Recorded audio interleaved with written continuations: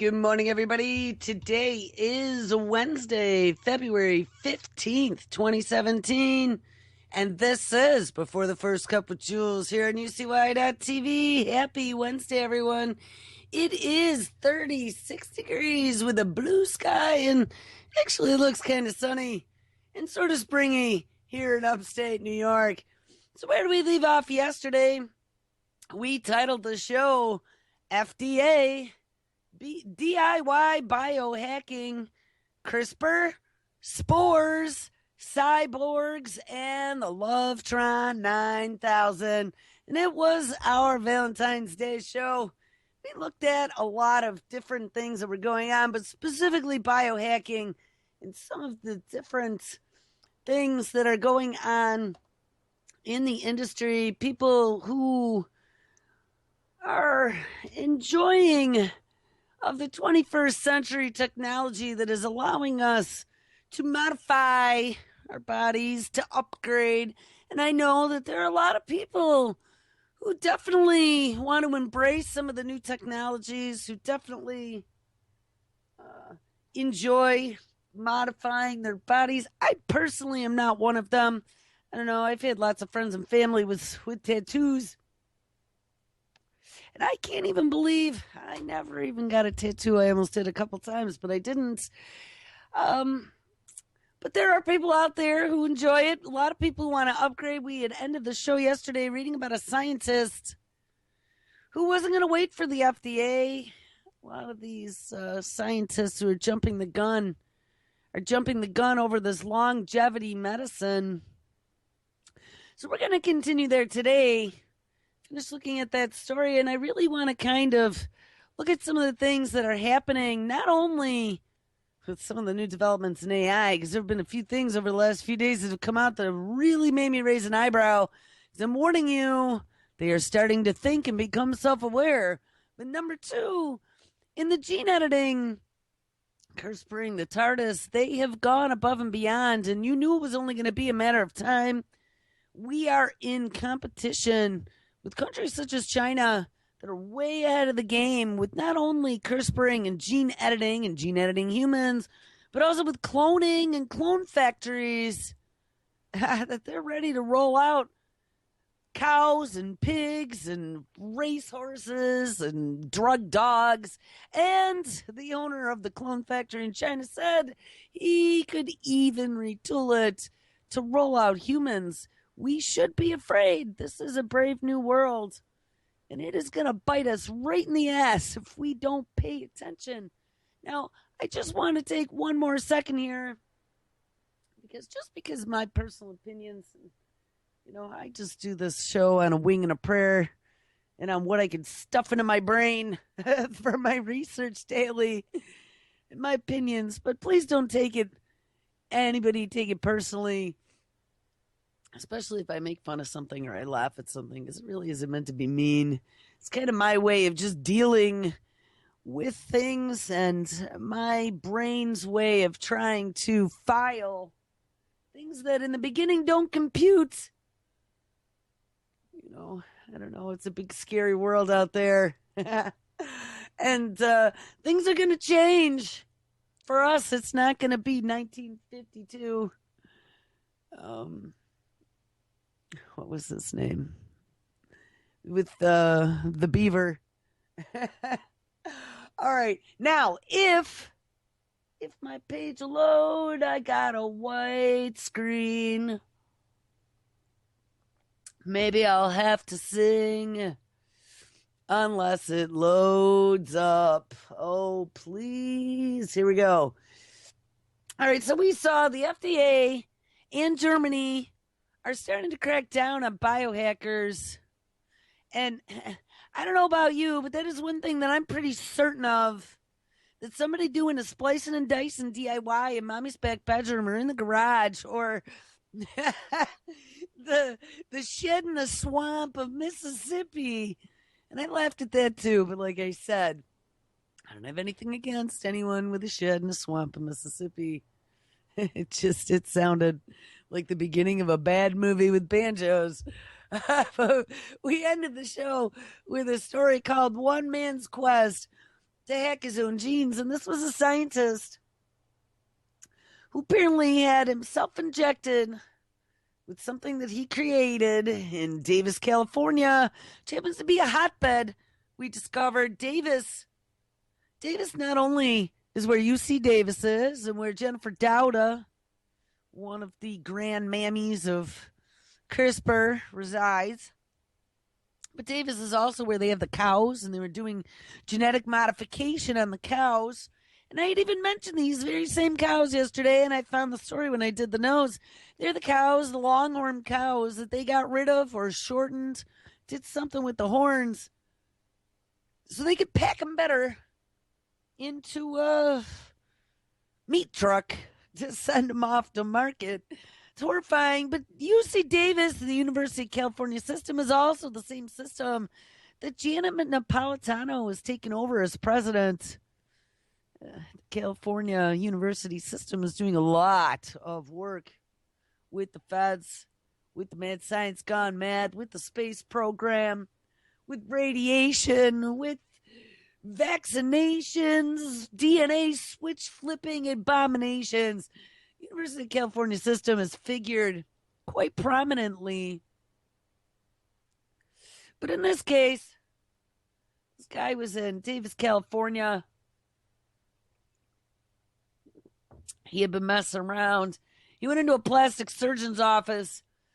He had the guy, I guess, electrocute him, his thigh, after he'd injected himself with some sort of longevity DNA extending cocktail that he had made himself with this company called Butterfly Sciences. And the electrocution then opened up his muscle cells to absorb this new DNA that he had injected into himself. So that is where we left the story yesterday. We're going to finish this because it's interesting. And Georgie Church, all the way from the other coast, appears in this story. That's what caught my attention. So anyway, they say that this is the second case that MIT Technology Review has documented of an unregulated gene therapy. And this is the CEO of this company injecting himself to see if it works. But we have read both of those stories, plus the third story, which was the Russian scientist who injected himself with a 3.5 million year bacteria. And hold on one second, because I did, and we'll find it. She's in the story. I did locate the story on the other CEO, the longevity medicine CEO, who decided to take matters into her own hands as well and sidestep regulation and use herself as the Typhoid Mary guinea pig. And that's what's worrisome to me is, as you're injecting yourself and then interacting, not putting yourself in quarantine, you're interacting with the world. We've discovered many times before that something that we never would have imagined would be contagious is. I was having a discussion yesterday with a friend of mine about gut bacteria. I was digging more into that patented, trademarked probiotic that I'm finding in all kinds of foods that never were healthy for you, but now miraculously are. And digging into the patent, I was digging into the scientist. I have his LinkedIn account open, looking at what he's done, and it seems he has some new company now. But my friend and I were discussing gut bacteria, and I was explaining what's frightening about this stuff. Even this synthetic whatever that stuff is, the probiotics that they're putting in tea, is that this stuff is contagious. We don't think of it as contagious. They don't call it contagious, but we read a story one time about obesity being contagious. We're like, what? Obesity contagious? Well, Those bacteria that are in your intestines escape every once in a while, intentionally or not. You know, whether you're in a bathroom polluting somebody's toothbrush, airborne, or if you're on a subway and you just let a little leaker go, you know, there are particulates. And I know this sounds ridiculous, but it's true. Just because you can't see it doesn't mean it's not there. There are particulates that escape that potentially could be ingested or breathed or touched, absorbed, eaten. And once they get into your body, you know, it's anybody's guess as to what happens. If you share facilities like in a public restroom, you know, they always used to say don't get too close to the toilet. I always played by that rule. And then they're like, diseases can't jump. But you know what? Maybe they can. You know, bacteria and viruses are something that we've always taken for granted. You know, we had basic things out there. We typically weren't exposed to killer pathogens. But as we have this unregulated science happening all over the place, and we have CRISPR has been democratized by companies such as Adgene, spread all across the planet for every little Johnny and Susie who wants to do their DIY splicing and dicing kit in their shed in rural Mississippi. We better be aware of what the potential is and how easy it would be for some lunatic or some unsuspecting, naive person who just thinks it's fun to accidentally let something go that maybe it wasn't even dangerous in the first place, but maybe it just happened to be able to mutate easily. That's one of the things that I'm finding, and I'm not going to get too far ahead of myself because this probiotic thing is pretty huge and it goes way back. Many years they had patents and they've been messing with this thing. They found this bacteria actually originally, so I found a story from way back. They found it in the WIP nuclear facility, which even makes me raise an eyebrow more, buried down in the salt crystals, places where bacteria typically don't like to live, bathed in radiation, and it still was alive. It's just nuts. So, guys, I'm just warning you. I don't know how I got off on that tangent, but be careful. Pay attention. And don't brush off anything as being improbable anymore. See, one of the things that comes from being a science fiction fan my entire childhood, and look, I don't live in fantasy worlds, okay? I really don't. There's way more reality than I like to deal with on a daily basis here, but one of the things that being interested in science fiction and being a futurist, quote unquote, my entire adult life has taught me is to never, ever say never. Because anything that we've ever imagined, as nutty as it seems, at some point will become possible. Technology is making that happen. Good or bad, evil or not, it is coming. So, you know, if you're one of those people, like some of my family members are like, oh, Jewel, stop worrying about shit that is going to happen for 100 years. Oh, I hate to tell you, it's not 100 years from now. Things are moving at an exponential rate. And we have a million fingers in the pie now. It is an arms race. It is a race to who is going to live forever first. It's a race to who's going to make the first bazillion dollars. It is a race as to who is going to control the technology. That's what frightens me. This isn't a race of nuclear weapons anymore. This is way worse. This is a race of splicing and dicing life from every branch to see what we can come up with, something new and novel, some new bacteria we can enslave to manufacture products for us. all in the name of winning the game, being the king of the hill. It's disturbing to me. It's very disturbing. We are racing to the end. And you got people such as Elon Musk out there, rich tech billionaires. Elon Musk. I don't know if this was something that NASA asked him to do. This might be a good place to insert this story. I've had this queued up for a few days. Elon Musk. We discussed yesterday how, like in the past, we've had scientists out there who have re-engineered, not once, but twice, the 1918 Spanish flu that wiped out millions of people worldwide. And they just wanted to see if they could make it more virulent. They could make it 80 to 90% effective. So to wipe out the majority of people on planet Earth if it ever got loose. Well, get this. Elon Musk's SpaceX is about to send a lethal superbug into orbit.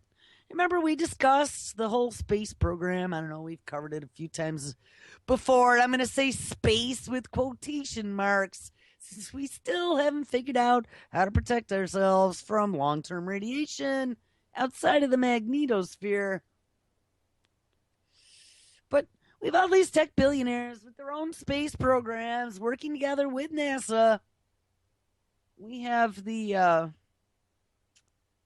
Kelly brothers, who we just discovered are part of NASA's human research program, because the one Kelly brother is the longest man in space, quote unquote space, on the International Space Station. The other brother spent the majority of his time on Earth. They discovered the one in space now has longer telomeres. That is an ace in the hole for rich tech billionaire enthusiasts who are all about longevity and trying to live forever. Lengthening telomeres is like the holy grail. But even better yet, we have Elon Musk now with SpaceX. And he is preparing to launch a lethal antibiotic-resistant superbug into orbit yesterday to live its days in the microgravity environment of the International Space Station. Now, of course, their idea is not to weaponize space with MRSA, no, which happens to be a bacterium that kills more Americans every year than HIV, Parkinson's, emphysema, and homicide combined. But they have sent it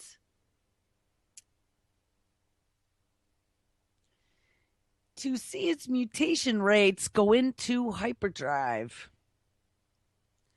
allowing scientists to see the pathogen's next move well before it appears on Earth. Now, did you hear what I said? I know it was a little choppy there because I lost my place for a second. The lights are so bright in the morning.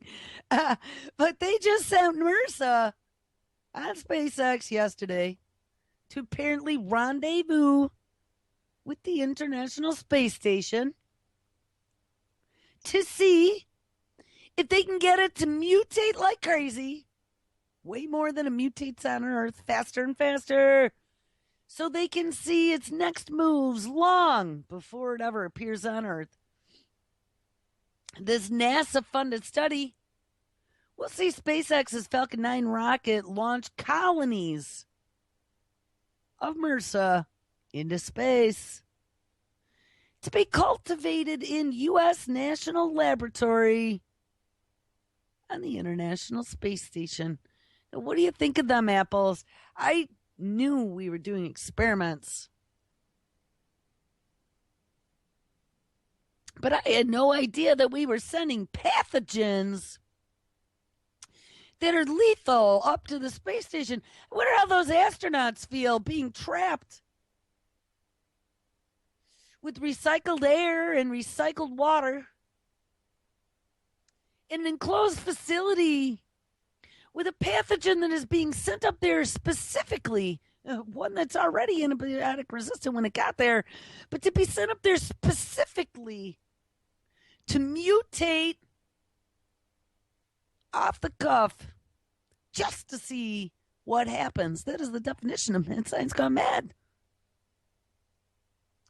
It says we will leverage the microgravity environment on the International Space Station to accelerate the precision medicine revolution, ding-a-ling-a-ling, here on Earth, says lead researcher Anita Goel, CEO of biotech company Nanobiosim,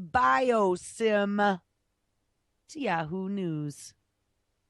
Back in 2015, who the hell are these people now?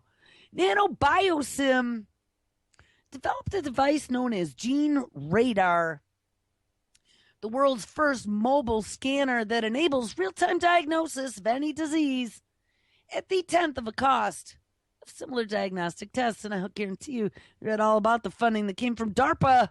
I bet you these guys got some DARPA dollars.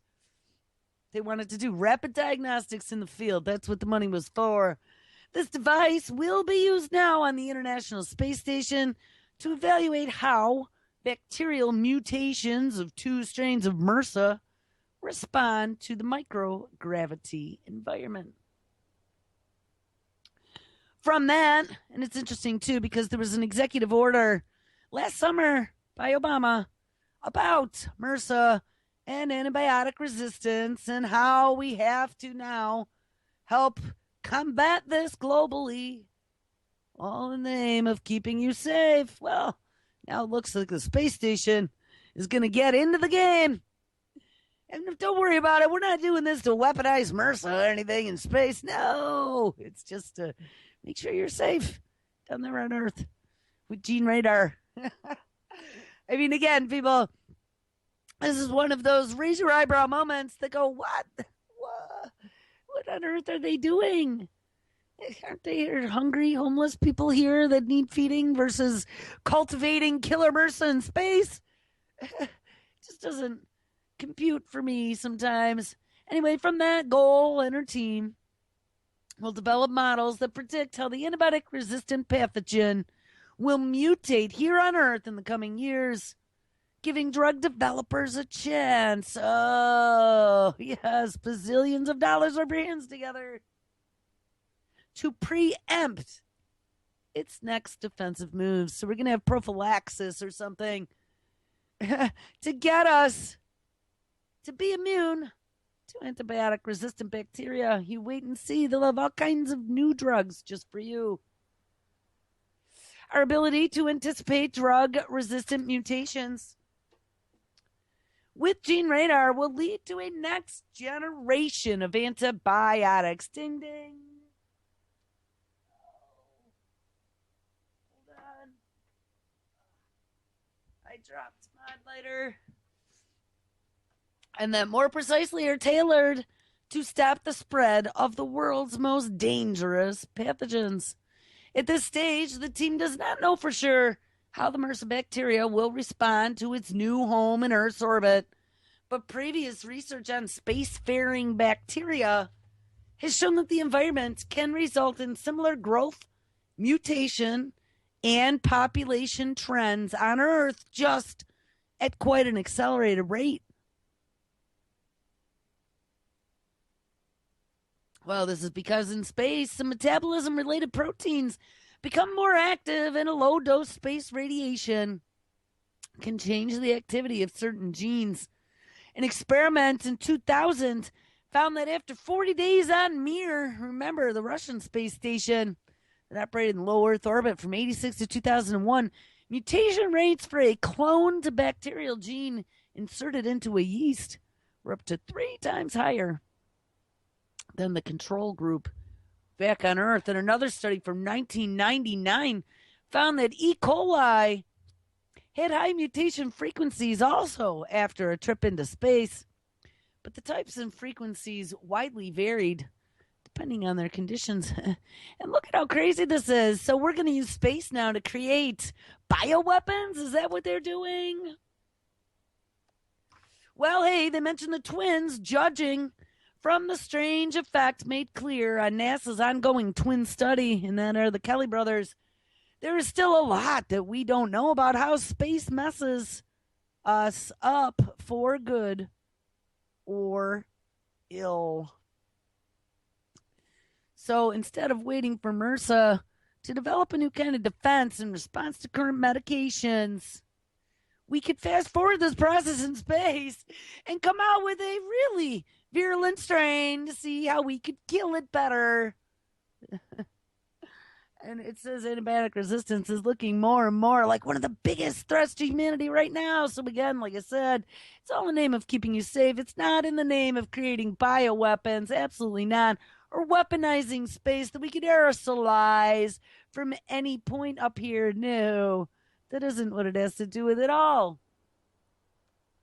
And with 90,000 Americans being infected with MRSA every year and up to 20,000 dying from it, this is one pathogen we need to get a jump on fast. Now, I'm going to tell you, having gotten MRSA from the hospital when I had my daughter, two things, at least right now, two things that I had success with MRSA and antibiotic resistant staphylococcal and streptococcal bacteria was raw honey locally, and you will see hospitals are using it as well.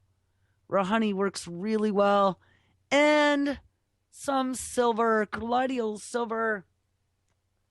I use the 30 parts per million, but there are also some higher. You can get 100 parts per million and 500 parts per million. I'm not sure the 500 parts per million looks and smells a little rusty, so I'm not sure if that's good or not. But silver tends to work. You ever get any type of skin bacterial infection, especially if you have a child, a couple little squirties of silver typically does the trick. If not, take a Q-tip, don't double dip into that raw honey and slap it right on there. Within a few days, it'll be gone. Trust me, at least for now. Until we get some space bacteria back down here. So how insane is that? So even NASA's in the game. And I mean, they can tell me all day this is in the name of trying to keep us safe and get ahead of the resistant bacteria. But we know better. We know that our biowarfare program never ended. We know that NASA, DARPA, light in the dark side, are definitely still a part of the military. The Air Force Space Command, NASA and the Air Force Space Command, pretty much one and the same. I know they're a little bit different, but they hand things back and forth. One is supposed to be the peaceful, one is the war. But we have now space treaties, space junk. We have somebody suing NASA or DARPA over them wanting to start being space garbage men. But, see, they think that they're going to be able to not only weaponize, but to control space. And he who controls space controls the globe. He who controls the globe will be able to control the other heavenly bodies. We have moon mining that was supposed to be coming in 2017, as well as Mars trips. And I just saw the UAE. We are talking like United Arab Emirates is now talking about going to Mars as well. Anti-Media had a story on that yesterday, which really made me kind of chuckle. All right, but let's get back now that we've talked about space bugs coast to coast. Let's get back to the CEO, gene hacking himself. This is the dude from Butterfly Sciences. He injected himself with something that he created and then got electrocuted to open up his muscle cells and suck in the DNA. He says he wanted to prove, he wanted to do it for himself, and he wanted to make progress, that his longevity medicine was going to work.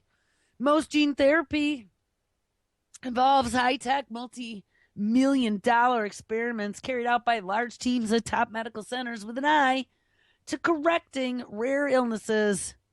But Hanley, the CEO that injected himself and got electrocuted in a plastic surgeon's office in Davis, California, to open up his muscle cells and suck in his custom DNA, showed that gene therapy can also be carried out on the cheap, just what you want, in a back room somewhere, in the same setting as liposuction or a nose job. And in an attempt to live longer, some enthusiasts of anti-aging medicine already inject growth hormones, swallow fullerenes, or gulp megavitamins. Well, that's me. I will do the vitamins. Amen. And my super greens. Sometimes with disregard for mainstream medical thinking. And that is true. I disregard mainstream medical thinking right out a window after we found out that a good majority of the studies that the FDA has allowed them to publish potentially have either been swayed by industry money or are outright incorrect or fraudulent and have not been redacted. But now, unregulated gene therapy, and I'm going to add to that, man, science gone mad, experiments in general, could be the next frontier. I think it's damn crazy, says Bruce Smith, a professor at Auburn University who develops genetic treatments for dogs. Well, I wonder if Bruce Smith, professor at Auburn University, heard about the dude in a shed in rural Mississippi doing gene therapy on dogs to try to cure hip dysplasia. But that is human nature. And now human nature is colliding with technology, he says, and that's where we should be frightened. I add to that. Human nature is not always benevolent. Human nature is kind of like the drowning man. You know, if somebody is drowning, even if it is a loved one or your best friend or your child, be aware. If you've never come into contact with a drowning person, a drowning person does not care who you are, the rescuer. A drowning person has moved into that state of mind that is called preservation. And when you are in preservation mode, it is an instinct. And if you are drowning, if somebody comes up to try to save you, the first thing you're going to do is grab them by the hair and try to step on their shoulders, push them underwater as you get yourself up. And self-preservation isn't anything that is calculated. It is an instinct coded into us for survival. And that's what's happening right now is these technologies are opening the door and making the fountain of youth closer than we ever imagined, that holy grail that they have been searching for back from the days of the alchemists and before. Unsuccessfully, except for those who suck babies' blood. We discovered Peter Thiel. Peter Thiel and his longevity medicine experiments and funding of young blood versus old blood. Look it up. Peter Thiel, supposedly the most powerful man in technology right now, and I do have a story titled exactly that, queued up for one of these days. But that fountain of youth is something that humans have sought since the beginning of time, since they realized that they aged and you only had a limited time on this rock. And there are some out there that would do anything to find that. So greed is a motivation. Egocentrism. Power. If you could live forever, you could amass grand riches and you could control it all. Guys, that is what is in play right now. The fact that the rich tech billionaires, in the middle of all of this, they're financing much of this research. And then sprinkle in a few federal agencies like NASA and DARPA and universities that can use our kids to do all the legwork and the brain power. Dangle that carrot for them, pay them a good salary. They don't need to know what they're doing. Each one does a little piece just like they used to do. Nobody actually knows what the whole project is. But eventually, in the end, they might actually pull it off. That's not going to be good for you or me because this isn't for us. We are the guinea pigs, remember? We are the ones that get to step up and be a part of the Precision Medicine Initiative, to be part of the All of Us program, to be part of the All of Us program to help cure the world from pathogens that might take us all out. Wink.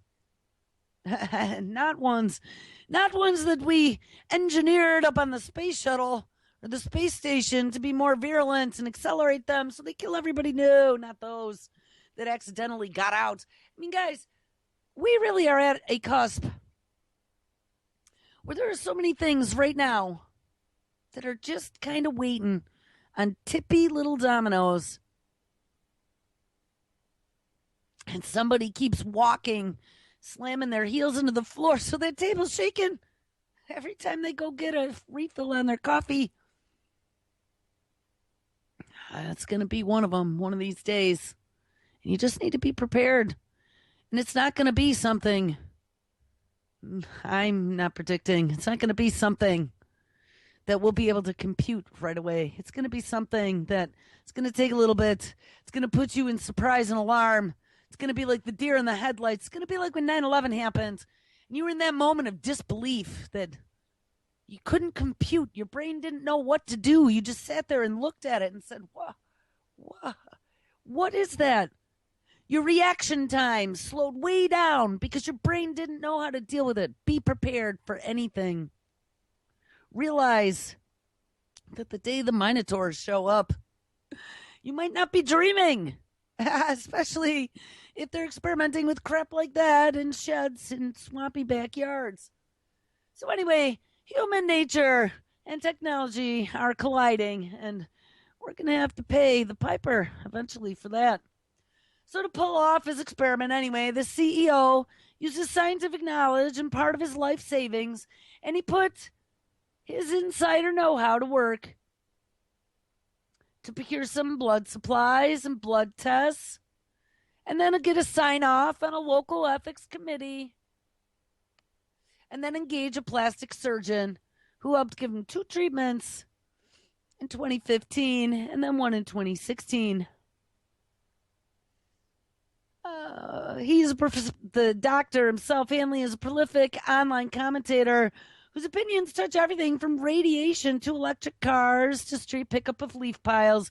But his scientific thinking seems generally sound. And he says the meaning of his dream is straightforward, too. He'd become Dr. Frankenstein's monster, he said. See, there. Ding. Not so sure if I would have someone who would be willing to become Dr. Frankenstein's monster in my life, though I guess I do. I have a friend who thinks I'm nuts being upset about this because he'd be Dr. Frankenstein's monster also. He'd take wings and fangs any day. I don't know, guys. This doctor says my unconscious is really not that subtle. I had become something else that is not entirely me. Hanley's undertaking now has caught the attention of some big league scientists. Ding, ding. His blood is now being studied by good old Georgie Porgy Church at Harvard University. Georgie Church, who provided MIT Technology Review with an introduction to Hanley, says that he knows a handful of other do-it-yourself gene therapy cases as well. And of course, they're all going to Georgie because Georgie is the one who announced that he wants to create the first synthetic human. And he is working on synthetic biology. Off the hook right now. Georgie Church is the man.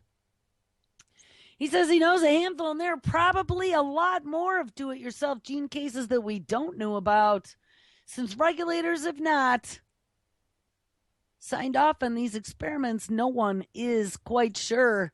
This is a completely free-form exercise. And like I said earlier today, you know, the fact that people are doing this stuff to themselves and then mingling with the general public and not being quarantined. And again, I wrote a big story when that Ebola, quote unquote, Ebola outbreak happened a couple years ago about that Carrie, whatever her last name was, the nurse that came back and had been exposed to Ebola. And they put her in quarantine in New Jersey. I did a big story about the ethics of quarantine. And she was bitching and complaining that, where are her human rights? She doesn't deserve to be quarantined. And I hate to tell you, for as liberal as I can be sometimes, I tended to agree with the quarantine because I am a germaphobe.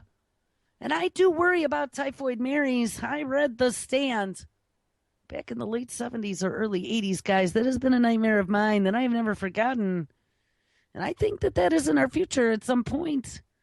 As the world gets smaller and smaller and as pathogens get more and more virulent, and as we have this WMD war with CRISPRing and pushing a button to create life forms with DARPA, guys, it's becoming more and more of a reality that could set in on a daily basis. And as we discover more and more things about how not only pathogens mutate, but how interconnected we are at a microbial level, we should be concerned. And as people are genetically modifying themselves without any oversight, wantonly, to become superheroes or something, it's one thing to be inserting stuff onto your skin and being a biohacker or grinder like we were reading yesterday, but it's another thing to be injecting yourself with pathogens or home-baked gene therapies and turning yourself into Frankenstein's monster, like this guy says, and interacting with the world without knowing what the end result is going to be. That is foolhardy to the nth degree and completely irresponsible, in my personal opinion. In 2015, MIT Technology Review wrote about the case of Liz Parrish, and we read about her. She was that other CEO of longevity medicine that injected herself, an entrepreneur with a background in biology who claimed to receive a dose of gene therapy in Latin America. Parrish actually worked at one point for this other scientist, Hanley, who she happened to know from anti-aging meetings that they attended. Oh, some more. They're part of the same group of crazy people. And I know anybody who's into anti-aging isn't a crazy person, but some people take it a little bit too far.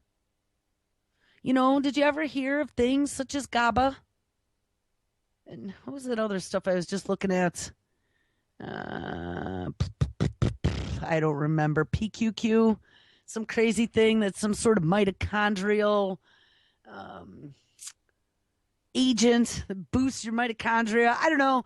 I've been digging into all kinds of things. This 5-HTP, some sort of tryptophan catalyst or enzyme that's pretty interesting that they're doing research into. There's nothing wrong with looking at longevity, but to be injecting yourself outside of science, to make this your goal, to live forever, I really think that there are probably more noble things that we could be spending our time and effort doing. And to try to thwart Mother Nature, is that really what we're supposed to be doing? Like I said before, if we finally find a way to live to the ripe old age of 972, that is going to totally affect reproduction, ever having children, the whole life cycle on the planet. And they want to go to Mars and live to 900. I guess that's all right. Mars doesn't have much in the way of at least life cycle that we can see. Maybe there's bacteria and stuff there, but no large carbon-based mammals for certain that I've seen on Mars. So if they want to do that there, that's fine. But part of our ecosystem is involving the 4 seasons, involving life, rebirth, and death, evolving, recycling, We are all recycled, not just here, but in the universe. I really think that that's a natural order of things. And I think that us trying to become gods, science, trying to break out of this mold of being recycled to become godlike should be disturbing to all of us because they will be our rulers and it will not be for us unless you have the money, unless you're a rich person. This will not be for you. At least one additional person who underwent self-administered gene therapy is a U.S. biotech executive who also did not want his experience publicly known because now the Food and Drug Administration is onto him for other matters. Hanley said that he did not secure the approval of the FDA before carrying out his experiments. And the agency does require companies to seek authorization, called an investigational new drug application. But you know what? It costs too much money, like I said.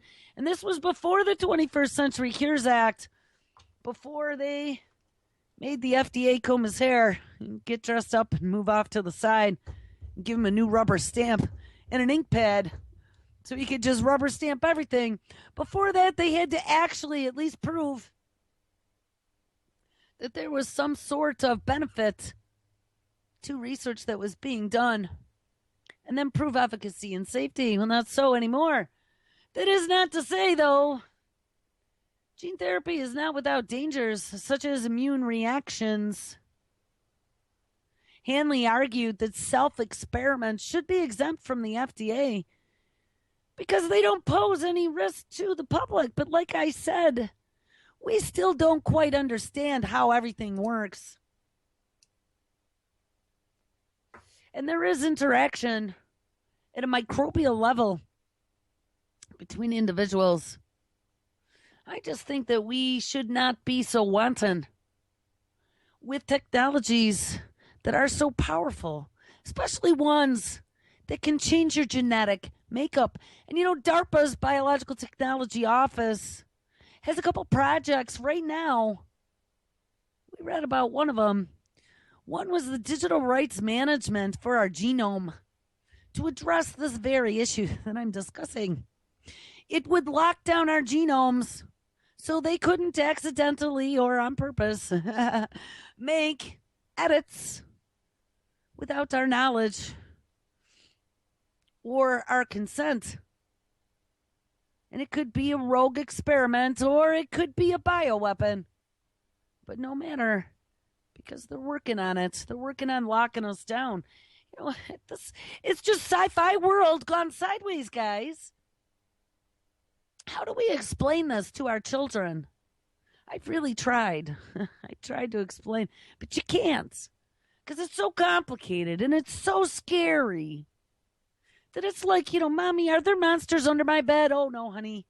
There are no monsters.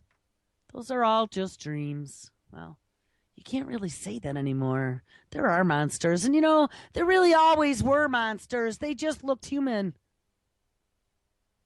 They hid in dark corners with weird eyes and sharp implements. Named Hannibal Lecter.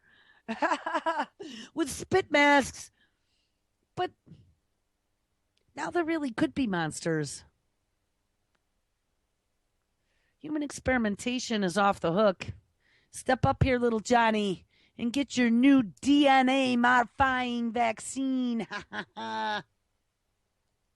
All in the name of keeping you safe. It's frightening.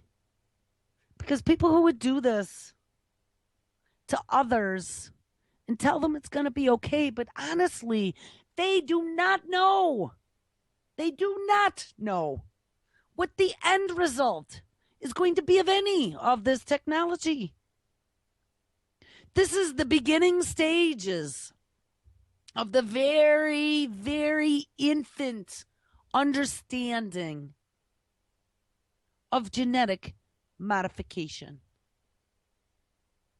And it's extremely complex, taking millions of years to evolve. Unless you believe in being created by some intelligent race somewhere, which is very possible. But regardless, our DNA is extremely complex. And in reading about CRISPR, we've discovered that even though you might think you know what some genes do, there are lots of off target effects that we might not understand. You know, flipping this switch over here, yeah, might affect this, and this switch like we wanted, but also those 22 switches over there that we don't quite understand what they do yet. And that is where the problem lies. It's like allowing a 4-year-old to do brain surgery. Says this is not to say that gene therapy is without dangers, such as immune reactions. And yeah, your immune system doing what it's supposed to do, like freaking out because it's got foreign material that's been stuck into it.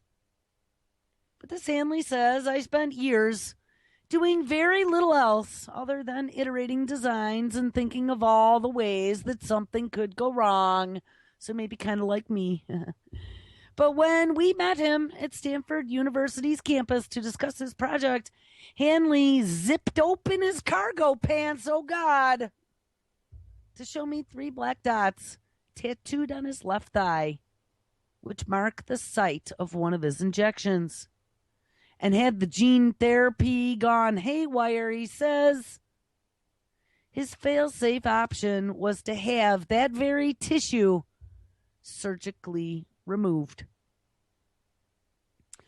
During a day that was spent with Hanley in Menlo Park, he seemed to burst with energy, several times colliding with me as he tried to walk through doors. Was it the gene therapy at work, an excitable personality, or just a show? Well, he says, I think getting near Spider-Man-like transformations of people is potentially possible with gene therapy, he says. Now let's read that again. I think getting near Spider-Man-like transformations of people is potentially possible with gene therapy. Oh, yes, he did. Spider-Man a cometh, like I told you. Wings and fangs. X-ray vision coming right up. Instead of spider goats, we could have Spider-Man. And most often, this approach relies on viruses. We've talked about this. This is old school GMO, genetic modification, sucking the guts out of a virus. Because a virus is very well adept at finding the cracks in cells and becoming a Trojan horse and infiltrating. But most often, this approach relies on viruses to shuttle DNA into a person's cell. And Hanley opted instead for a simpler method, though, called electroporation. In his procedure, circular rings of DNA called plasmids are passed into cells using an electrical current. And once inside, they don't become a permanent part of a person's chromosomes. No, instead, they float around inside of the nucleus. And if the gene is coded into the plasmid, it'll start manufacturing proteins. The effect of the plasmid is temporary, which will last a few weeks to a few months. Well, interesting, because I knew I had read about plasmids before.